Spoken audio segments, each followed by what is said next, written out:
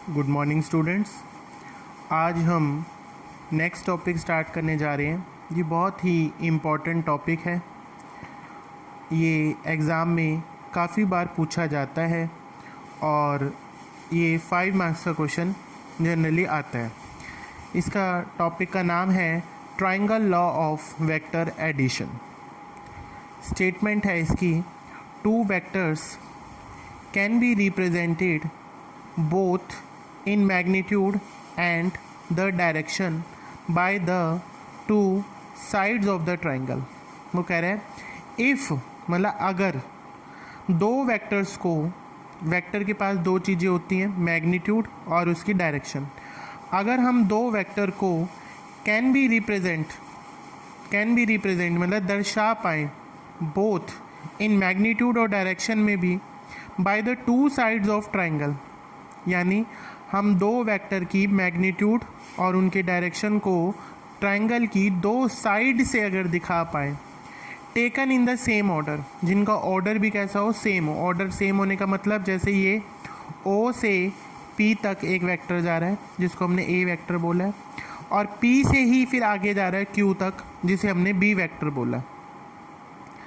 O से P तक जा रहा है एक वेक्टर जिसे A वेक्टर बोला है, और P से Q तक जा रहा है जिसको हमने B वेक्टर बोला है। इन दोनों का ऑर्डर सेम है क्योंकि O से P जा रहा है, P से ही आगे Q जा रहा है। फिर उसके बाद कह रहा है देन तब देयर रिजल्टेंट, यानी उन दोनों का रिजल्ट यानी उन दोनों का टोटल इज़ रिप्रेजेंटेड, वो भी दर्शाया जा सकता है कम्प्लीटली। उसका उन 2 वेक्टर्स का जो टोटल आएगा यानी रिजल्टेंट जो आएगा उसके पास भी क्या होगा, मैग्नीट्यूड और डायरेक्शन। देन हमने कहा their resultant is represented completely both in magnitude and direction, यानी जो रिजल्टेंट है उसको भी हम मैग्नीट्यूड और डायरेक्शन में दिखा पाएंगे, रिप्रेजेंट कर पाएंगे by the third side of the triangle. Triangle की तीसरी साइड से हम उसे दिखा सकते हैं, taken in the opposite order. पर जो ट्रायंगल है उसका ऑर्डर कैसा होना चाहिए, मतलब थर्ड साइड जिससे हमने रिजल्टेंट हो दिखाना है उसका ऑर्डर उल्टा होना चाहिए। देखो डायग्राम में, ये डायग्राम में O से P तक A वेक्टर था, P से Q तक B वेक्टर, इन दोनों का टोटल जो है ये आ रहा है R वेक्टर जो कि दिया जा रहा है OQ से। पर जैसे ये जा रहा था O से P, P से Q, Q से O नहीं आया, इस वाले वेक्टर का एरो देखो कहाँ जा रहा है, ऊपर की तरफ, यानी ये अपोजिट जा रहा है। अगर ये अपोजिट जाता है तो ये वाला vector R vector A plus B के बराबर होता है। अगर ये Q से O की तरफ होता ना तो इन तीनों का टोटल क्या हो जाता है, 0 हो जाता, क्योंकि ये सर्कल कंप्लीट हो जाता है, यानी कि O से P, P से Q, Q से O होता तो ये वापस 0 हो जाता। अब हम इसके रिजल्टेंट की मैथमेटिकल एनालिटिकल ट्रीटमेंट करेंगे, यानी इसको मैथ्स की टर्म में इसका फॉर्मूला बना करके छोड़ेंगे। फिर हमने सबसे पहले इसमें ड्रॉ कर लिया QN परपेंडिकुलर किस पे, OP प्रोड्यूस पे। ये O से लेकर P तक की यहाँ तक लेंथ थी वेक्टर की, इसको हमने प्रोड्यूस किया ताकि ये Q से N इस पे परपेंडिकुलर गिर जाए। देन QPN, ये Q, P और N के बीच में क्या angle, theta. And OP is equal to A, O से लेकर P तक ये A वेक्टर है, P से Q तक B, और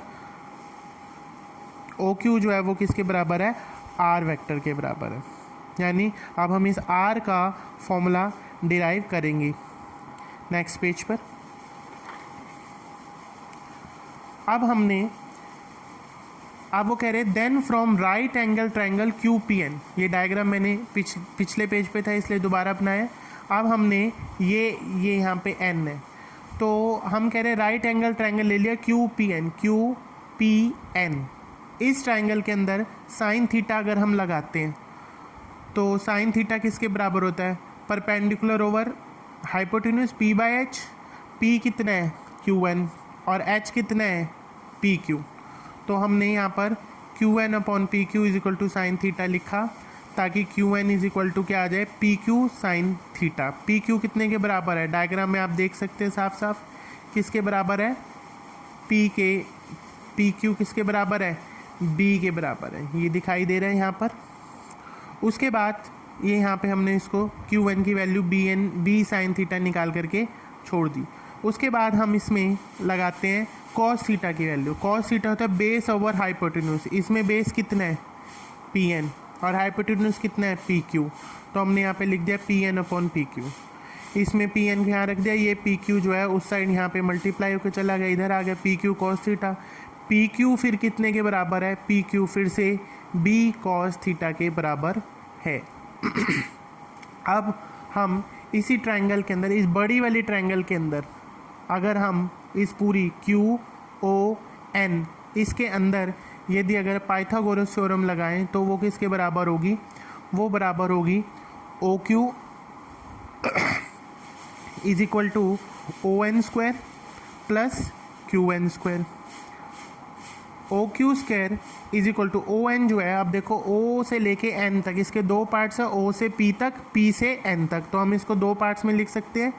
ओ एन को O P plus P N, इसका स्क्वायर था पूरे का तो इसका भी पूरे का क्या आ गया स्क्वायर प्लस क्यू एन का स्क्वायर।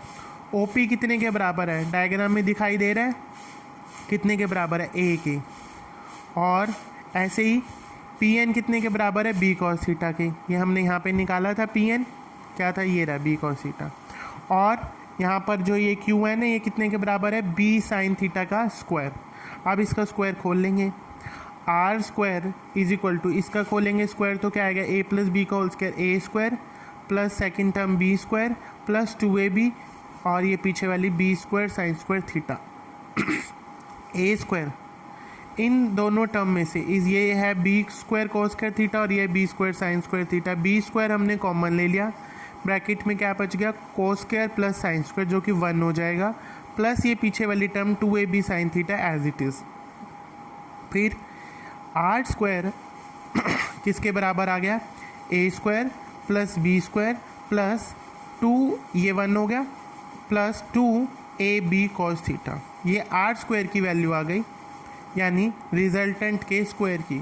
अब हम इसको आर की वैल्यू खाली निकालना चाहते हैं तो उसके लिए आर की वैल्यू खाली कितनी हो गई, आर इज इक्वल टू ये स्क्वायर है उधर जाके ये रूट बन गया under root A square plus B square plus 2ab cos theta.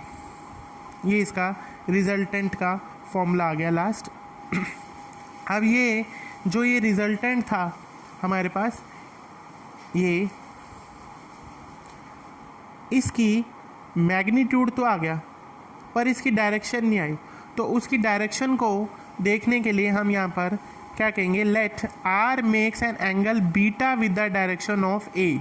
यानी यहाँ पर हम ये आर का डायरेक्शन ए के साथ यहाँ पे क्या दिखा देंगे, बीटा सपोज कर लिया हमने।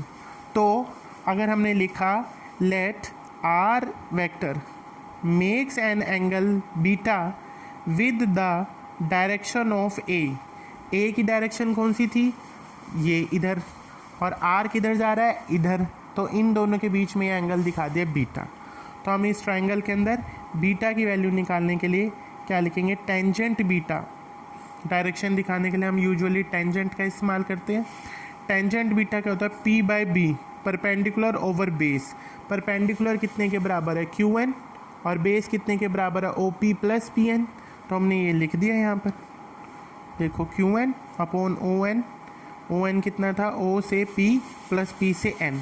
अब क्यू एन की वैल्यू कितनी है, क्यू एन की वैल्यू हमने यहाँ पे निकाल के रखी हुई है। क्यू एन था हमारे पास बी साइन थीटा और पी एन था बी कॉस थीटा, तो यहाँ पे पुट कर दिया। इस क्यू एन की जगह B sine theta. O P diagram में देख लेते कितने के बराबर है, ओ से लेकर पी तक ये बराबर है ए वेक्टर, और इसका मैग्नीट्यूड होगा, वेक्टर का निशान हटा देंगे ए खाली। तो यानी यहाँ पर टेंजेंट बीटा की वैल्यू में क्यू एन की जगह आ गया B sine theta, O P की जगह आ गया ए, और पी एन की जगह यहाँ से बी कॉस थीटा। तो ये हमारे पास टेंजेंट बीटा की वैल्यू आ गई। ये इसकी डायरेक्शन को बताएगा कि कितने डिग्री यानी कितना एंगल टेंजेंट में ये बनाता है, कौन, रिजल्टेंट वेक्टर। तो आप सभी स्टूडेंट आज इस ट्रायंगल लॉ को अच्छे से पढ़ लेंगे और कम से कम याद करके 2 बार ही लिख के देखेंगे तो ही आपको याद होगा और ये बहुत इम्पॉर्टेंट है पेपर के लिए, इसलिए आप इसको तैयार करें। Thank you.